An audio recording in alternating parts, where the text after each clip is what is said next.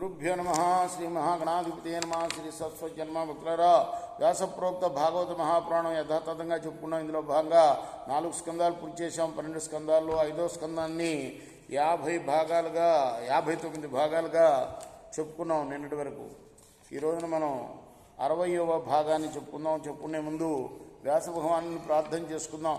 వ్యాసాయ విష్ణు రూపాయ వ్యాస రూపాయ విష్ణవే నమో వై బ్రహ్మనిదయే వాసిష్ఠాయ నమో నమః. సమర్థద్గురు సాయినాథ్ మహారాజ్ కీ జై.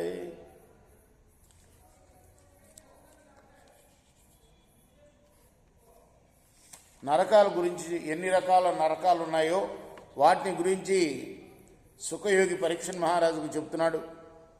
నిన్న కొన్ని విధాలైన నరకాల గురించి చెబుతున్నాం. తల్లిదండ్రులకి, బ్రాహ్మణులకి, వేదవేత్తలకి, వేదానికి కీడు తలపెట్టేవాడు కాలసూత్రం అనే భయంకర నరకంలో పడతాడు. అక్కడ రాగితో చేసిన ఒక మైదానం ఉంటుంది, అంటే ఒక భాండీ అన్నమాట. దాని చుట్టుకొలత 10,000 యోజనాలు. అందుగల 10,000 యోజనాల పొడవు గల లోహపాత్రల మీద అతన్ని నడిపిస్తారు.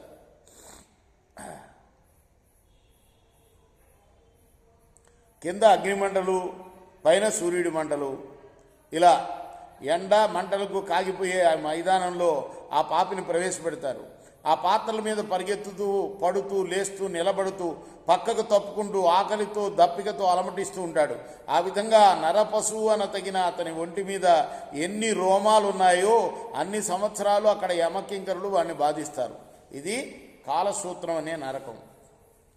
ఇక అసిపత్రవనం అనే మరొక నరకం ఉంది.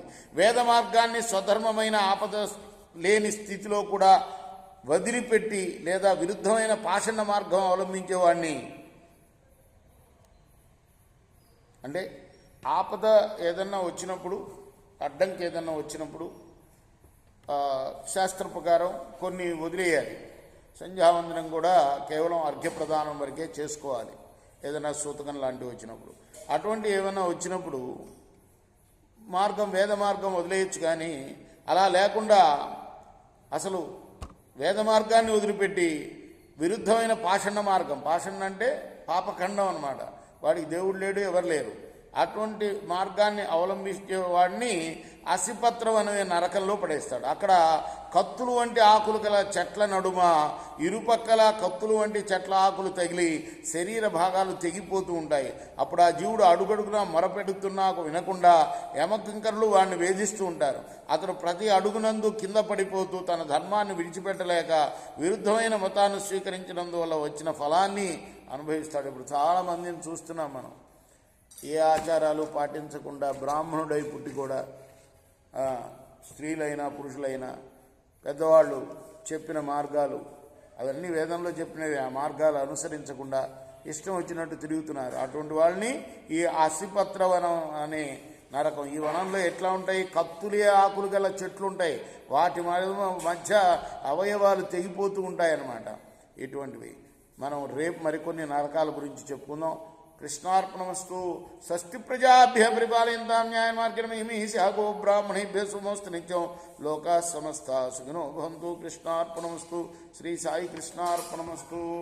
ఓం శ్రీ సచ్చిదానంద సద్గురు సాయినాథ్ మహారాజ్ కీ జై. చేకోరా హారతి దుగో సద్గురునాథ దేవా సాయినాథ. పాంచభౌతిక తత్వములనే హారతులిత్తుమురా.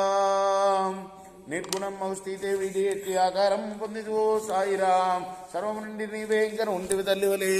రజోతమో సత్వము నుండి మాయటి జనించే బాబా, మాయటి జనించే. ఆ మాయ నుండి వేరే మాయ ఏ తీరుగా వచ్చే. సప్త సాగరాలు నీకు క్రీడారంగములు బాబా, క్రీడారంగములు.